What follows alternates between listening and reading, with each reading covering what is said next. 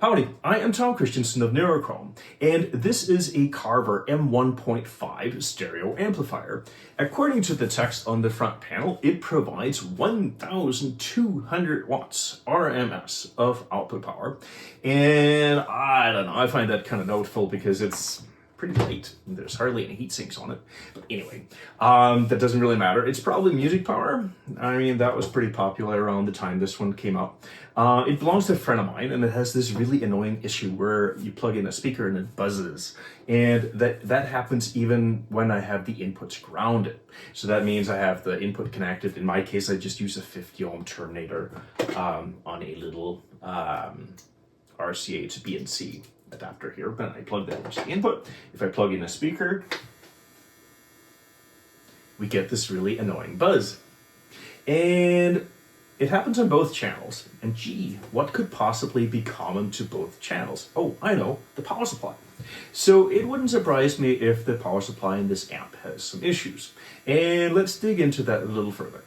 If we look at the output of the amplifier with an oscilloscope, we'll notice these glitches. And we can use the measurement function of the oscilloscope to determine the frequency of those. And gee, they happen at twice the mains frequency, which also points to a power supply issue. And it's no wonder that we have buzz in the speaker, because you can zoom in a little bit, and actually the voltage drops by about 7 volts twice every mains cycle. So that's why we have this annoying buzz. Getting the cover off is pretty easy. You just pop a couple of screws, and the only surprise is that because of this insulation in here, it doesn't actually slide. You have to sort of pry it like that. So pry it off one side, and off it comes. And that's the only real surprise. And this is what it looks like on the inside. We have a nice coating of vintage dust, and we have a power transformer that's I'm not sure that can support 1200 watts, but whatever. The power supply is down here. So that's where I will focus my attention, at least to start with here. And let's start by plugging this thing in. And let's see here. There. So now, of course, I have to be pretty careful because there are live voltages, well, here, but also over here. And there are certain things that are worth dying for, but this is not one of them. But let's try and carefully measure the DC voltage across these power supply capacitors. And I do that by connecting the negative probe to ground, and that is pretty easy to find because the two capacitors are connected in series and the point in the middle is ground. So I will carefully get my probe in on ground and then measure the positive voltage. And that measures about 125 volts.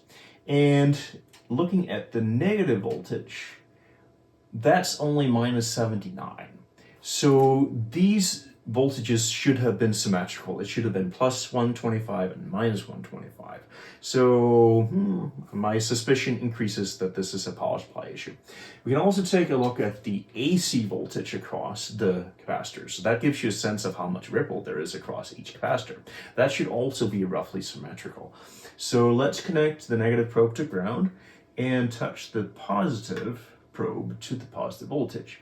And we see that we have really not much voltage there, maybe 10 millivolts or something like that. Looking at the negative voltage, we're looking at more like 10, 11 volts AC across the capacitor. That points to me that, or tells me that that capacitor is probably dead. So I'm going to replace both of them.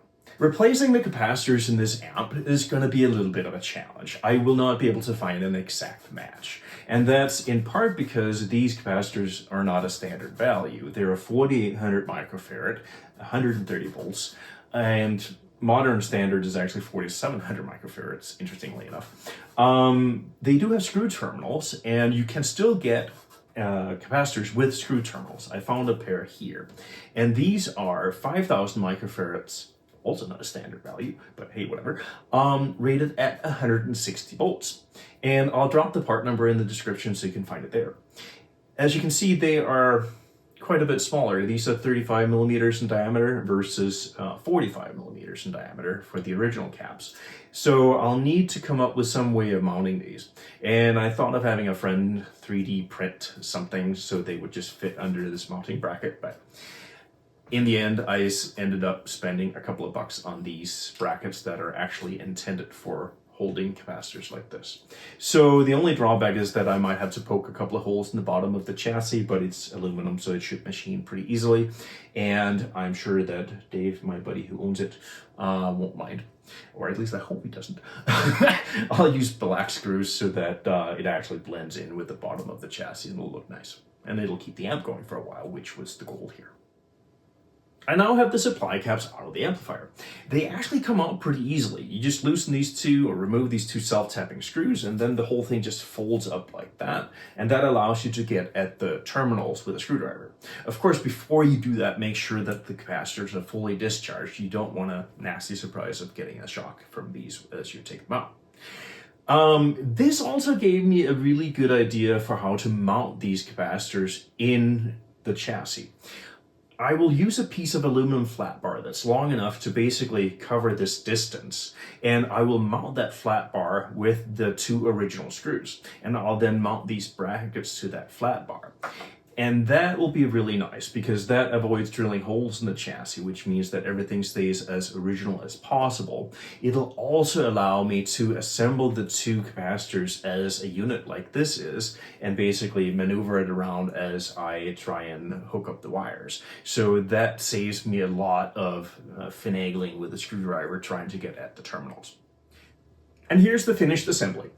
I used a piece of 3mm flat bar and I countersunk the screws so that the bottom is flush, and then I just mounted the brackets like that and mounted the capacitors within them. So now I'm ready to drop this in. One thing I didn't really like about the way the amp was configured originally was that these solder lugs that have the positive and negative supply on them, they were just bare. And if they sort of fold over or move in any way, they could actually short out to things. And because the spacing on the capacitor terminals is a lot smaller on the new capacitors, I decided to cover those solder lugs with some heat shrink. So now all I have to do is to drop this in. And that shouldn't really be a big deal. I think I might have to snip this wire tie, but aside from that, I think I can just drop it straight in. Now all I have to do is to attach the assembly here to the bottom with the two self-tapping screws, possibly replace this wire tie, and then this amp should be good to go. Ta-da! Like that. Now let's plug it in. And this is the moment of truth. All right, no explosions, life is good. An interesting fact about this amplifier is it doesn't actually have an on-off switch, so it's always on when you plug it in. That's kind of interesting. But now let's try and measure the supply voltage across these capacitors. So I do that like before. Minus probe goes to the center point between the caps, which is ground. Plus probe to the negative terminal, and we have about minus 106 volts. Looking at the positive terminal, we have plus 106 volts. So now we have good power supply symmetry. And also it's interesting that the voltage has come down a bit. It was 124 volts before in one of the capacitors. And that has got to be because the one cap that had failed had barely any charge in it, so the two capacitors didn't split the charge evenly. So now the other capacitor ends up being over voltage, and that's sort of interesting. Now let's look at the ripple voltage across the capacitors. And we do that by measuring the AC voltage across the capacitor. On the negative supply, looking at about, 20 millivolts, give or take. And on the positive supply, about half that. It jumps up and down a little bit. Now let's measure the AC voltage at the output of the amplifier. And remember, this is with the input grounded. So with one channel, we have a little less than a millivolt, and the other channel,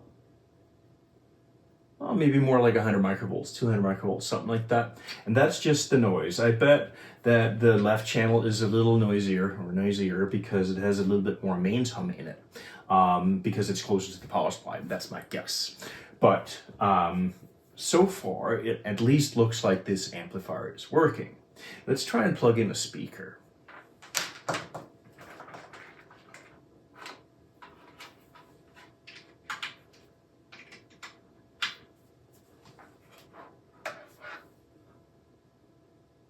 Yeah, no noise in the speaker. And no noise from the speaker in the other channel either. So I'm thinking this is probably fixed. It would be interesting to measure the gain just to make sure that the amplifier is still working correctly. But aside from that, I think I'm ready to button this up. And there you have it, one fixed amplifier. The gain measures 26 dB, and I haven't noticed any issues with it, so now it's time to go and plug it into a speaker and listen to it for a bit. And I'm looking forward to that. It's supposed to be a really good amplifier. Anyway, if you found this video informative or helpful or enjoyable, drop me a like and a comment. If you have suggestions for future videos, drop them in the comments as well. I do read the comments, although it sometimes takes me a few days to respond to them. So thank you very much for watching and have a great day.